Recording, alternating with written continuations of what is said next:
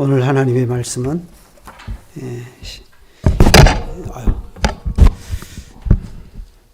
시편 8편 1절부터 9절입니다.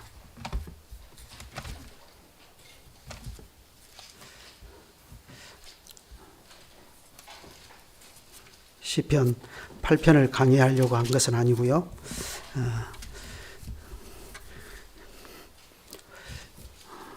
제가 낭독하겠습니다. 여호와 우리 주여, 주의 이름이 온 땅에 어찌 그리 아름다운지요. 주의 영광이 하늘을 덮었나이다. 주의 대적으로 말미암아 어린 아이들과 젖먹이들의 입으로 권능을 세우시며 이는 원수들과 보복자들을 잠잠하게 하려 하심이니이다. 주의 손가락으로 만드신 주의 하늘과 주께서 베풀어 두신 달과 별들을 내가 보오니 사람이 무엇이기에 주께서 그를 생각하시며 인자가 무엇이기에 주께서 그를 돌보시나이까. 그를 하나님보다 조금 못하게 하시고 영화와 종기로 관을 씌우셨나이다. 주의 손으로 만드신 것을 다스리게 하시고 만물을 그의 발 아래에 두셨으니 곧 모든 소와 양과 들짐승이며 공중의 새와 바다의 물고기와 바닷길에 다니는 것이니이다. 여호와 우리 주여, 주의 이름이 온 땅에 어찌 그리 아름다운지요. 아멘. 여기까지 읽겠습니다.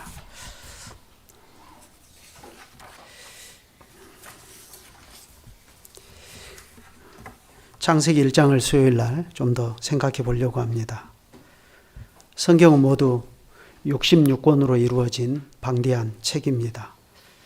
그런데 이 방대한 성경이 태초에 하나님이 천지를 창조하시니라 하는 이 장엄한 선포로 시작합니다.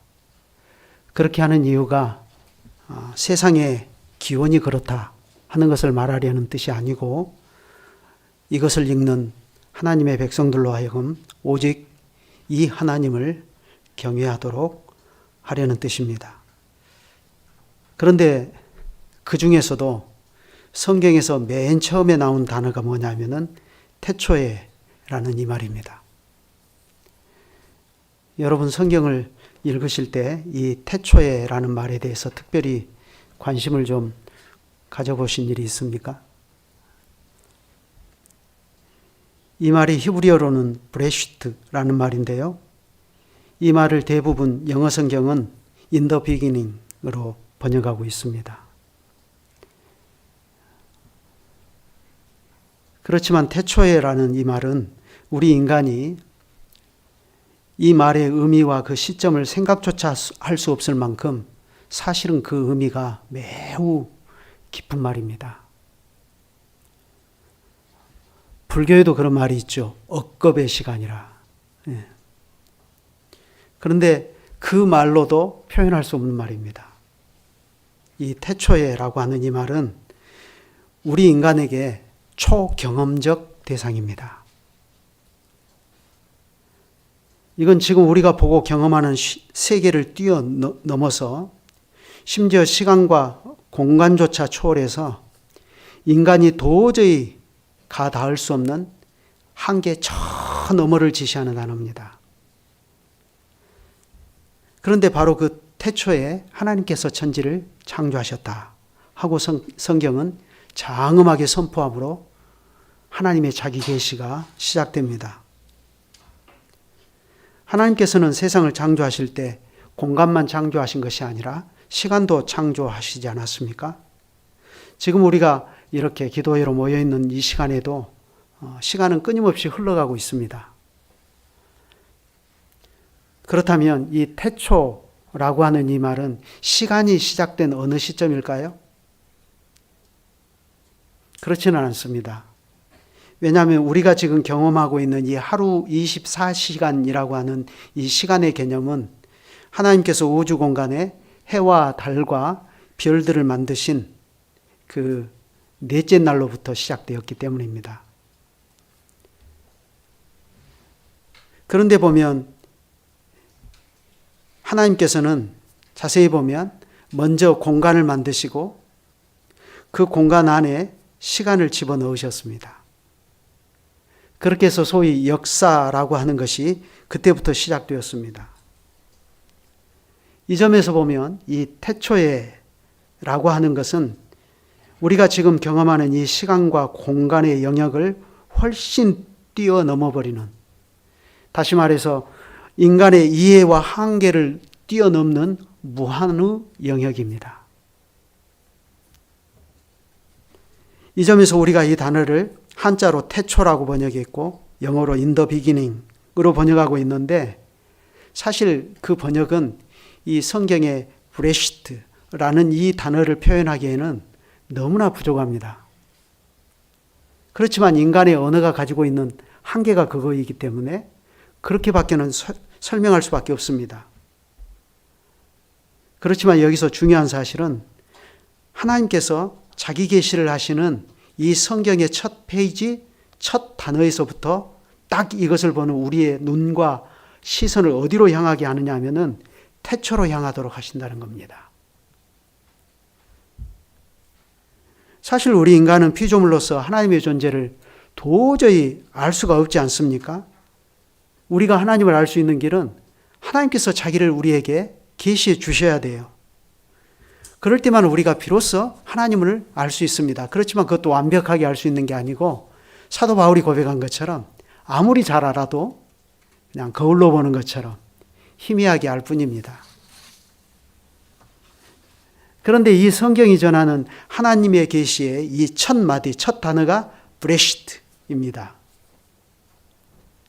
이처럼 하나님께서는 사람에게 자기를 드러내 보이시는 일을 시작하시면서부터 맨 먼저 우리의 눈과 마음이 태초를 향하도록 하셨습니다. 다시 말해서 인간의 경험 밖을 바라보도록, 인간의 한계 너머를 생각하도록, 심지어 인간의 상식으로도 이렇다 저렇다, 아무리 인간이 상상력을 총동원해도 이렇다 저렇다 함부로 말할 수 없는 그 무한대의 영역으로 하나님께서는 우리의 눈과 마음을 옮겨 놓으시는 것입니다. 그러면서 곧바로 하나님께서 바로 그 태초에 하늘과 땅을 창조하셨다 하고 그렇게 선포합니다. 이런 이유로 우리는 하나님의 창조라는 이 장엄한 선포 앞에서 제일 먼저 태초라고 하는 초경험적 대상과 대면하게 됩니다. 그건 뭘 의미하죠? 우리가 성경의 첫 페이지를 여는 순간부터 하나님께서는 우리의 경험과 한계, 우리가 생각하고 상상할 수 있는 그 좁은 테두리를 넘어설 것을 요구하시는 것입니다. 그래 우리는 하나님의 창조가 태초에 이루어진 이 사실을 깨닫는 순간 당장 두 가지를 생각하지 않을 수가 없습니다. 그게 뭐죠? 첫째, 그것은 우리가 태초에 하늘과 땅을 창조하신 하나님의 존재 앞에서 우리 인간은 한낱 피조물에 불과할 뿐이고 우리 인간의 존재의 그 왜소함을 절감하게 되고 우리는 위대하신 창조자 하나님 앞에 그저 엎드릴 뿐인 것입니다. 그게 정상적인 반응입니다. 또 하나는 뭐죠? 전도서 3장 11절의 말씀이었습니다. 하나님이 모든 것을 지으시되 때를 따라 아름답게 하셨고 또 사람에게 영원을 사모하는 마음을 주셨느니라. 그러나 하나님이 하시는 일의 시종, 처음과 끝을 사람으로 알 수 없게 하셨다 했습니다. 그걸 아주 절감하는 것입니다. 여러분, 우리가 지금까지 복음을 알고 예수 그리스도의 제자로 시작한 시점부터 지금까지 아마 여기 계신 분들은 거의 50년 넘게 그렇게 신앙생활 하신 분들도 계실 거예요. 여기 있는 저도 아주 어려서부터 모태신앙은 아니지만 아주 어려서 주일학교부터 다녔으니까 50년이 넘은 것 같아요. 그러는 사이에 수십 번도 수백 번도 더 아마 1000번도 더 창세기 1장 1절은 보았을 겁니다. 그러지 않겠어요? 다른 성경은 못 보더라도 창세기 1장 1절 그거 얼마나 많이 들었겠어요? 그럴 때 우리는 지금까지 단 한 번이라도 태초에 하나님이 천지를 창조하셨다 하는 이 말씀 앞에 이처럼 압도가 되어버린 적이 있습니까? 그만큼 우리는 하나님을 알지 못하는 것입니다. 하나님을 많이 안다고 하는데 사실은 알지를 못하는 거예요. 그렇지만 우리가 이 말씀의 깊이를 알고서 이 말씀 앞에 딱 서면 어떻게 되죠? 거기서 한낱 피조물에 불과한 인간이 얼마나 왜소한 존재인가를 알게 되고 하나님의 하시는 일을 그 시종을 사람으로 하여금 측량할 수 없게 하셨다 하는 그 사실 앞에서 진실로 수긍이 되는 거예요. 그렇구나. 그래서 하나님을 찬송하게 됩니다. 우리가 그렇게 될 수밖에 없는 이유는 우리가 창조에서 하나님의 신성과 필연적으로 그리고 가장 직접적으로 대면하기 때문입니다. 바로 그것이 하나님을 경외하는 첫 걸음입니다. 바로 이 태도로 하나님께서는 이제부터 말씀하시는 창조와 성경에 있는 하나님의 다른 모든 말씀들을 대할 것을 우리에게 요구하십니다. 바로 이것 때문에 하나님께서 우리에게 하나님의 창조를 알려주시는 바로 근본적인 목적이 여기에 있습니다. 여호와를 경외하라 하는 것입니다. 그럴 때 이 여호와를 경외하라 그 첫 시작이 뭐라고요? 위대하신 하나님 앞에서 자기 존재를 낮추는 것입니다. 그렇기 때문에 예로부터 하나님의 종들은 하나님의 창조에 대해서 말할 때 항상 그런 태도를 견지했습니다. 방금 우리가 시편 8편을 읽었는데 거기 보면 여호와 주여 우리 주여 주의 이름이 온 땅에 어찌 그리 아름다운지요 주의 영광을 하늘 위에 두셨나이다 하면서 하나님을 찬송하지 않습니까? 시편 8편 1절에서 느껴지는 하나님의 존재 앞에서 압도되는 인간의 왜소함이 느껴지십니까? 아름다운 식구로만 생각할 것이 아니라 특별히 그 4절에 보면 뭐라고 했죠? 사람이 무엇이기에 주께서 그를 생각하시며 인자가 무엇이기에 주께서 그를 돌아보십니까? 공고하십니까? 이렇게 말하죠. 여러분 이것은 감탄입니다.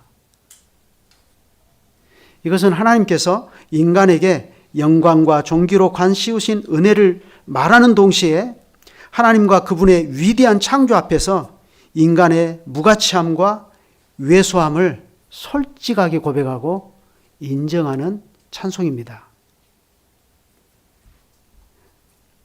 하나님께서는 창세 때부터 지금까지 그 지으신 만물을 통하여 주님의 영원한 신성과 능력에 대해서 증거해 오십니다. 그렇게 하시는 목적이 무엇이냐 하는 것은 우리가 하나님을 알 때 참되게 알아서 그를 경외하고 영화롭게 하도록 하심이 아닙니까? 바울이 로마서에서 전한 그대로입니다. 창세로부터 그의 보이지 아니하는 것들, 곧 그의 영원하신 능력과 신성이 그가 만드신 만물에 분명히 보여 알려졌나니 그러므로 그들은 핑계하지 못할지니라. 하나님을 알 때 하나님을 영화롭게도 아니하며 감사하지도 아니하고 오히려 그 생각이 허망해지며 미련한 마음이 어두워졌나니 스스로 지혜 있다 하나 어리석게 되어 썩어지지 아니하는 하나님의 영광을 썩어질 사람과 새와 짐승과 기어다니는 동물 모양의 우상으로 바꾸었느니라 했습니다. 이건 바울의 탄식입니다. 사람은 마땅히 하나님의 창조에 담긴 우리 주 하나님의 영원하신 능력과 그 신성을 알아서 그 신성의 영광 앞에 엎드리며 하나님께 영광을 돌려야 마땅합니다. 그럼에도 불구하고 어떻게 하고 있다는 거죠? 이걸 알지 못하고 더 기가 막힌 것은 스스로 지혜 있다 하면서 오히려 우준하게 되어서 썩어지지 아니하는 하나님의 영광을 썩어질 사람과 새와 짐승과 기어다니는 동물 모양의 여러 가지 우상들로 바꾸어 버렸다는 것입니다. 그래서 그것 때문에 하나님의 진노가 지금 하늘로부터 임하고 있다 하는 것입니다. 그러니 지금 우리가 경험하는 이 세상은 어떤 것이죠? 지금 우리가 경험하는 이 세상은 안타깝게도 하나님이 지으신 처음 세상이 아닙니다.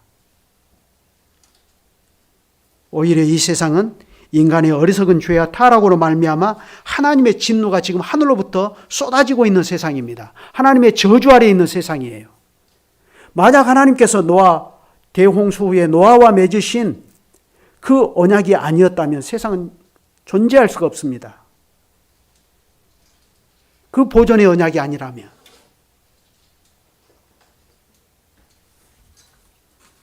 그러니 지금 우리가 경험하고 있는 이 세상의 질서와 물리법칙이 사실은 지금 하늘로부터 땅으로 쏟아지고 있는 이 하나님의 진노 가운데서 세상을 보존하시기 위해서 하나님께서 지금 마련해 놓으신 것이라는 사실을 알 수가 있습니다.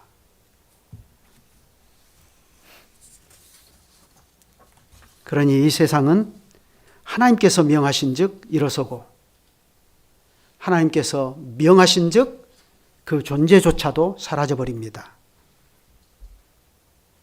세상은 오늘날 현대과학에서 주장하는 물리법칙에 의해서 그 앉고 일어섬이 결정되는 것이 아니라 모두가 다 하나님의 손에 달려있다는 것입니다. 하나님께서 이사야 선지자의 입으로 그 진리를 선포하지 않았습니까? 야곱아, 나의 부른 이스라엘아, 나를 들으라. 나는 그니 나는 처음이요 또 마지막이라. 과연 내 손이 땅의 기초를 정하였고 내 오른손이 하늘에 피었나니 내가 부르면 천지가 일제히 서느니라. 이사야 48장 12절로 13절입니다. 그러므로 이러한 하나님을 누구보다 경외했던 거룩한 사도는 그의 로마서에서 이렇게 찬양하며 고백하지 않습니까? 만물이 주에게서 나오고 주로 말미암고 주에게로 돌아감이라. 영광이 그에게 세세히 있으리로다. 아멘. 성경의 첫 단어인 태초에 이 말이 우리에게 알리고자 하는 교훈이 이런 것이라면 우리가 여기서 배우는 것은 분명합니다. 지금 우리 눈에 보이는 것이든 보이지 않는 것이든 존재하는 그 모든 것에 대한 주권과 통치와 섭리는 오직 하나님께 있다 하는 것입니다. 오직 하나님만이 홀로 만물의 절대 주권자이십니다. 만물의 역사를 창조하시고 이끌어 가시는 분이시고 만물의 존재 목적도 스스로 하나님이 되십니다. 존재하는 것은 무엇이나 만물의 근원은 보이는 것과 보이지 않는 세계의 한계를 넘어서 그 모든 것을 초월하여 그 모든 존재의 근원은 궁극적으로 하나님 한 분에게로 거슬러 올라갑니다. 그렇다면 이 사실이 우리에게 함축하는 것이 있습니다. 그것은 바로 하나님 외에 또 다른 창조주가 있을 수 없다는 것입니다. 이건 움직일 수 없는 진리입니다. 창조는 다른 신의 존재 가능성을 원칙적으로 배제합니다. 물론 하나님이 지으신 세계는 보이는 세계만 아니라 보이지 않는 다양한 영적 존재들까지도 있습니다. 만물이 그에게 창조되되 하늘과 땅에서 보이는 것들과 보이지 않는 것들과 혹은 보좌들이나 주관들이나 정사들이나 권세들이나 만물이 다 그로 말미암고 그를 위하여 창조되었다 하고 골로새서 1장 16절이 전하지 않습니까? 그럼에도 불구하고 이 모든 것 중에서 진정 전능하신 성부 하나님, 천지의 창조주라 불릴 수 있는 분은 오직 하나님 한 분뿐이십니다. 그러니 이것을 깨달으면 그것을 깨달은 사람은 나 외에 다른 신이 없느니라 하는 하나님의 말씀에 기쁘게 수긍하고 동의할 수 있습니다. 그러면서 그는 이방의 우상에 대한 하나님의 교훈에도 분명한 입장을 견지합니다. 이사야 41장을 한번 찾아보실까요? 이사야 41장 21절부터 한번 보십시다.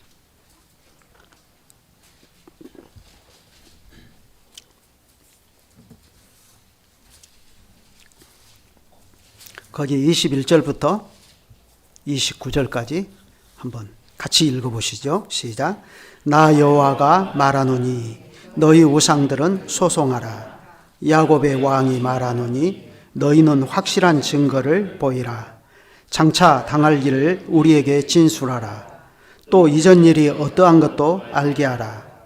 우리가 마음에 두고 그 결말을 알아보리라. 혹 앞으로 올 일을 듣게 하며 뒤에 올 일을 알게 하라. 그리하면 너희가 신들인 줄 우리가 알리라. 또 복을 내리든지 재난을 내리든지 하라. 우리가 함께 보고 놀라리라. 보라, 너희는 아무것도 아니며 너희 일은 허망하며 너희를 택한 자는 가증하니라. 내가 한 사람을 일으켜 북방에서 오게 하며 내 이름을 부르는 자를 해 돋는 곳에서 오게 하였나니 그가 이르러 고관들을 석회같이 토기장이가 진흙을 밟음같이 하리니 누가 처음부터 이 일을 알게 하여 우리가 알았느냐? 누가 이전부터 알게 하여 우리가 옳다고 말하게 하였느냐? 알게 하는 자도 없고 들려주는 자도 없고 너희 말을 듣는 자도 없도다. 내가 비로소 시온에게 너희는 이제 그들을 보라 하였노라. 내가 기쁜 소식을 전할 자를 예루살렘에 주리라. 내가 본즉 한 사람도 없으며 내가 물어도 그들 가운데에 한 말도 대답할 좋은 자가 없도다. 보라, 그들은 다 헛되며 그들의 행사는 허무하며 그들이 부어 만드는 우상들은 바람이요 공허한 것뿐이니라. 여기까지 읽겠습니다. 자, 지금 하나님께서 선지자 이사야로 하신 이 말씀의 핵심은 뭐죠? 이방의 신들이 일의 처음, 곧 역사의 시작에 관하여 말할 수 있느냐? 그럴 수 없다는 것입니다. 그리고 동시에 우상은 역사의 종말에 관해서도 말할 수 없다고 이야기합니다. 역사의 뜻과 목적을 부여하신 하나님만이 역사의 시작에 대해서 말할 수 있고 또 그 뜻을 이루시고 실현하시는 하나님만이 역사의 종말에 관해서 말할 수 있습니다. 그런데 이러한 역사의 시작과 끝에 관하여 도무지 한 말도 말하지 못하는 자라고 한다면 심지어 온 세상이 그를 붙잡고 나간다 할지라도 그것은 부어 만든 우상에 불과하고 그것은 한낱 바람에 지나지 않는다 하는 것입니다. 그런데 오늘날 우리는 어떻습니까? 우리는 온갖 잡다한 우상을 섬기던 고대 사회를 살지 않고 첨단의 21세기를 살고 있습니다. 그렇다면 우리 시대의 우상은 무엇입니까? 그중 단연 앞서는 것이 인간의 과학입니다. 사실 인간의 과학은 하나님의 창조에 담겨 있는 하나님의 지혜와 능력과 그 신성과 그 영광을 탐구하여 발견하고 이 크고 놀라운 하나님께 경외감으로 다가가며 창조에 관한 모든 영광을 하나님께 돌려드리도록 하는 것이 본래 과학이 존재하는 목적입니다. 그렇게 하라고 하나님께서는 친히 지으신 세상을 사람에게 다 맡기신 것이고 땅을 지키고 다스리라 하셨습니다. 그런데 사람이 범죄하여서 타락한 후로는 이러한 과학 활동조차도 본래의 취지에서 크게 벗어나고 말았습니다. 지금의 세상은 오히려 과학이 하나님의 자리를 꿰차버린 시대입니다. 그래 이러한 과학이 주도하는 이 모든 것들이 사람들의 마음을 휘어잡고 있습니다. 지식을 통제합니다. 지식을 선도합니다.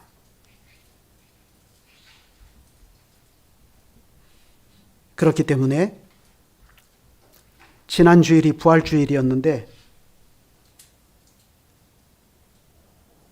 지금의 세상은 과학적으로 증명이 불가능한 죽은 자의 부활과 같은 것들은 기독교의 희망사항으로 치부해버립니다. 그런데 문제는 우리 믿는 자들과 우리의 자녀들이 이런 것들에 영향을 받는다는 사실입니다. 부활을 믿지만 힘이 없어요. 지난 주일에 이상준 조사님이 이 교회에 와서 여기서 우리 은혜개혁교회 회중에게 전해준 부활절 강설이 저는 너무 좋았어요. 야, 이 강설 그대로 우리 교회에서 또 했으면 좋겠다. 그래서 제가 부탁할 생각이에요. 근데 얼마나 좋아요. 그런데 그걸 믿지만 힘이 없어요. 분명히 예수 그리스도와 그분의 십자가와 부활을 믿는데 그러나 보면 그걸 믿는 자의 당당함과 지혜와 힘이 보이지를 않습니다. 이제 우리 자녀들에게 육체의 부활을 전하고 육체의 부활을 가르치는 일은 점점 더 어려워지고 있습니다. 얘들이 벌써 그건 교회에서나 말하는 것이고 이렇게 생각해 버려요. 벌써 눈치가 딱 빠삭해요. 딱 보면 알아요. 얘들이 목사의 말도 잘 안 들어요. 그렇지만 과연 그럴까요? 작금의 물리학자들이 주장하는 현대 물리학의 이론이나 그 법칙이 과연 세상 처음부터 끝까지 변함없는 영원한 진리인가? 이건 우리가 한번 엄밀히 짚어볼 필요가 있습니다. 왜냐하면 사실 우리가 경험하고 있는 이 세계는 정확히 말하면 범죄하기 이전의 세계, 그러니까 하나님께서 태초에 창조하신 그 세계가 결코 아닙니다. 지금 우리가 경험하는 세상과 천체의 모든 질서는 아담이 타락하고 범죄하여 그 죄의 결과로 땅이 저주를 받은 세계입니다. 특히 노아의 대홍수 후에는 더더욱 급격하게 땅의 질서와 조건이 처음의 상태와는 완전히 많이 달라져 버리지 않았습니까? 물론 하나님께서는 인생들을 불쌍히 여기시고 노아와 언약을 맺으심으로 그 일부를 회복하여 주시고 지금도 여전히 보존하여 주시기 때문에 이게 존재가 가능합니다. 그렇지만 그 자체가 완벽한 것은 아니잖아요. 만약 이게 지금 우리가 경험하는 세계와 세계 질서가 완벽한 것이라면 어떻게 새 하늘과 새 땅을 하나님께서 우리에게 약속하시겠어요? 부활에 대해서 소망을 가질 때 우리가 첫 에덴 동산으로 되돌아갈 거라고 생각하지 말라고 그랬죠? 그것보다 상상할 수 없을 정도로 더 완벽하고 완전한 세상으로 우리가 진입해 들어갈 거라고. 만약 이 세계가 지금 그 자체로 완전한 것이고 지금 존재하는 물리학의 법칙들이 다 완벽한 것이라면 새하늘과 새 땅은 약속될 필요가 없는 거죠.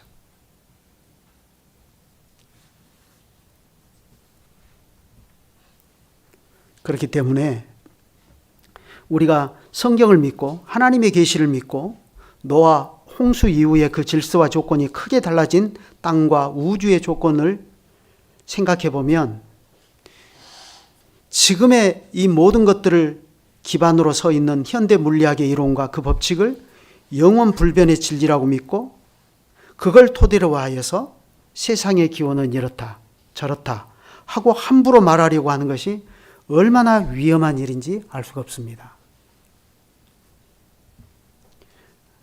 거기에는 인간의 근본적인 한계와 위험이 따르는 겁니다. 그럼에도 불구하고 현대과학이 여전히 하나님의 창조에 대해서 부정적인 이유는 그 원인이 훨씬 더 영적인 데 있습니다. 그게 뭐죠? 바로 시편 2편에서 말하는 겁니다. 어찌하여 열방이 분노하며 민족들이 허사를 경영하는고 세상의 군왕들이 나서며 관원들이 서로 꾀하여 여호와와 그 기름받은 자를 대적하며 우리가 그 맨 것을 끊고 그 결박을 벗어버리자 하도다. 이게 무슨 말이냐면 결코 되지 않을 일을 될 것처럼 여겨서 밀어붙이는 이러한 세상의 모든 움직임과 그 파괴적인 행동들에 대해서 하나님께서 경고하시고 비웃으시는 것입니다.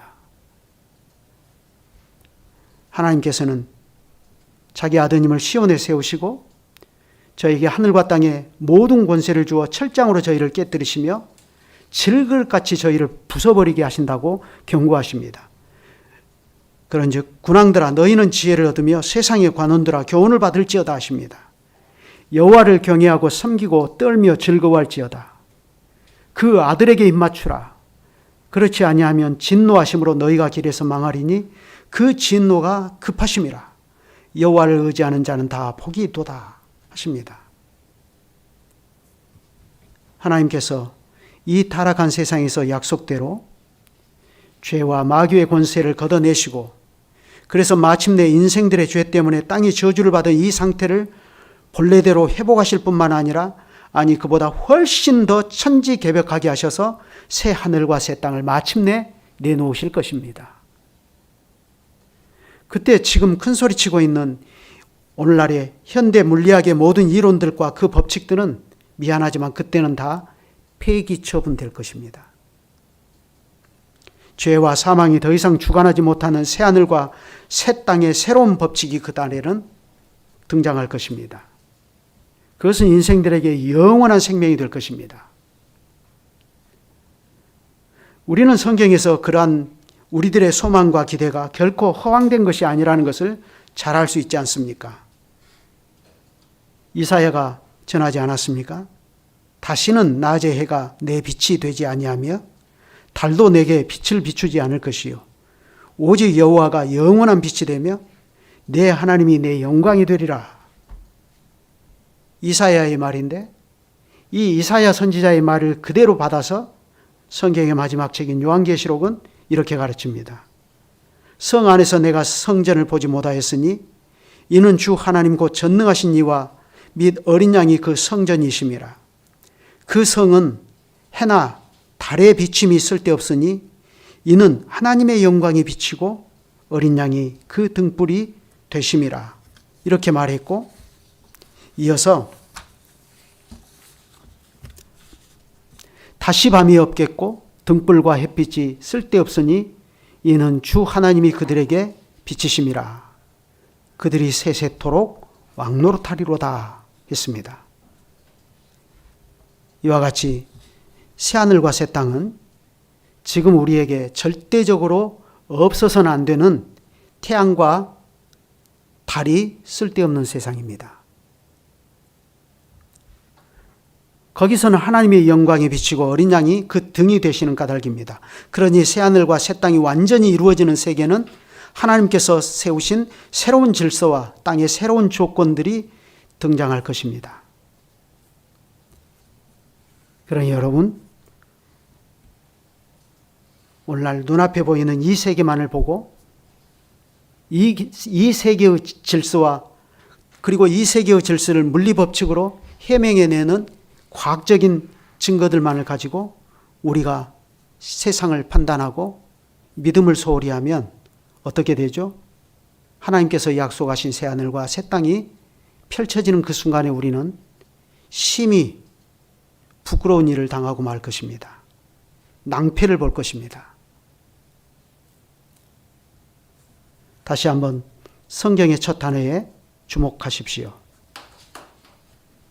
하나님께서는 주님 자신을 계시하여 주시는 성경의 첫 페이지, 첫 단어부터 우리 인간의 경험과 이해의 한계 저 너머에 있는 무한대의 영역으로 우리의 눈을 돌리도록 요구하십니다.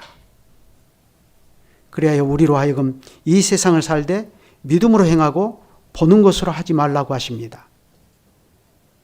보이는 세계가 전부가 아니요 보이는 것과 보이지 않는 것이 모두 인간의 어떠한 발언도 허용하지 않으시는 태초의 영역에 계시는 하나님으로부터 온 것임을 알리십니다. 그러니 우리들의 생각과 우리들의 말과 우리들의 온갖 이론은 다 하나님 앞에서 잠잠하라 하시고 엎드리게 하십니다. 요즘 여러분이 욥기를 한참 읽고 계시잖아요. 거기에 보면 욥과 욥의 세 친구 사이에 엄청난 설전이 오가잖아요. 그런데 그들의 말이 다 맞습니다. 놀라운 사실이에요. 틀린 거 하나도 없어요. 다 맞아요. 다 진리예요. 그런데 하나님께서 욥에게 뭐라고 하시죠? 내가 세상을 창조할 때 너 어디 있었어? 네가 그거 봤어? 이렇게 말씀하셔요. 사람이 하나님 앞에서 하는 모든 논리와 이론이 다 정당하다 하더라도 사람이 하나님에 대해서 다 알 수가 없는 겁니다. 그러니 잠잠하라 하는 거예요. 그러니 이것을 깨달으면 우리는 우리 스스로가 앞장서서 이렇게 고백하지 않을 수가 없습니다. 하나님이 모든 것을 지으시되 때를 따라 아름답게 하셨고 또 사람에게 영혼을 사모하는 마음을 주셨느니라. 그러나 하나님께서 하시는 일의 시종을 사람으로 측량할 수 없게 하셨다. 그러니 이 말씀 앞에서 자기의 지식을 자랑할 인생이 어디에 있겠습니까? 자기가 조금 알고 있는 것을 가지고 다른 사람을 네가 알고 있는 것은 시시하다 하고 말할 수 있는 사람이 어디에 있겠습니까?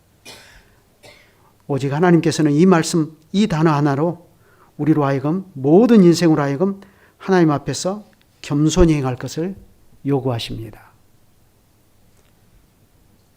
우리는 우리가 이해할 수 없는 무수하게 많은 일들에 늘 직면해서 삽니다. 어찌하여 세상에는 이렇게도 악인들이 창궐하고 있고 그 악인들이 주도하는 이 전쟁 때문에 얼마나 무고한 사람들이 피해를 입고 있고 죽임을 당하고 있고 어린아이들이 전쟁 고아로 내몰리고 있는가. 또 튀르키예 대지진과 같은 일들, 아프리카의 저 재난 상황에서 굶주려 죽어나가는 어린아이들을 바라볼 때 우리는 함부로 이렇게 말하기가 쉽습니다. 신이 있다면 이럴 수가 없다. 하나님이 살아계시다면 어찌 이런 일이 있을 수가 있겠는가. 그러나 그런 순간에도 하나님께서는 태초에 하나님이 천지를 창조하셨다 하는 이 말씀의 의미를 깊이 되돌아보고 우리로 하여금 하나님을 경외하는 길에서 떠나지 않도록 요구하십니다.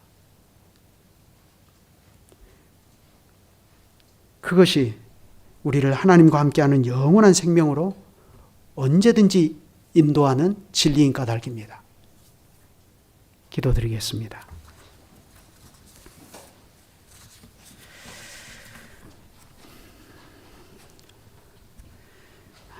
거룩하신 주님, 하나님의 말씀이 아니라면 저희는 세상의 이론과 세상의 지식 앞에서 꼬리를 내릴 수밖에 없사옵니다. 우리가 믿고 소망하는 모든 기독교 신앙은 그저 종교적인 이론이요, 종교적인 교리로서 그것은 기독교의 희망사항에 불과하다 하는 그러한 세상의 주장 앞에 우리는 한 소리도 못하고 한마디도 대답하지 못하고 그저 우리가 믿는 바를 감추고 싶은 부끄러움을 당하게 될 것이옵니다. 그러나 하나님께서는 도리어 그러한 세상을 향해 태초에 하나님이 천지를 창조하셨다 하고 선언하십니다. 그 한마디에 담겨있는 능력과 그 깊이를 우리가 헤아려 보면 그 말씀의 풍성한 의미를 우리가 다 알지 못한다 할지라도 그러나 그 말씀의 일부만을 깨달아도 우리는 세상의 이론 앞에서 우리가 믿는 바 삼위일체 하나님과 하나님의 약속에 대한 믿음이 결코 부끄럽지 않다는 것을 깨닫게 되옵니다. 오히려 우리는 이 일로 인하여 주님을 찬송하게 됩니다. 그리고 겸손하게 우리 자신을 하나님 앞에 내려놓고 엎드려 주님께 경배하게 되며 이러한 하나님을 찬송하도록 하심이 하나님께서 우리에게 베풀어 주신 은혜임을 깨닫게 됩니다.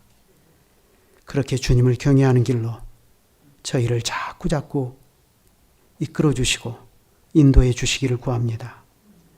무엇보다도 머리에 백발이 늘어나고 나이가 많아짐으로써 이것이 깨달아지는 것이 아니라 젊어서부터 이것을 깨달아서 여호와를 경외하는 길에서 인생을 경영해 나가는 이 교회의 젊은이들이 더 많아질 수 있도록 하여 주시옵소서. 주 예수 그리스도의 이름으로 기도드립니다. 아멘.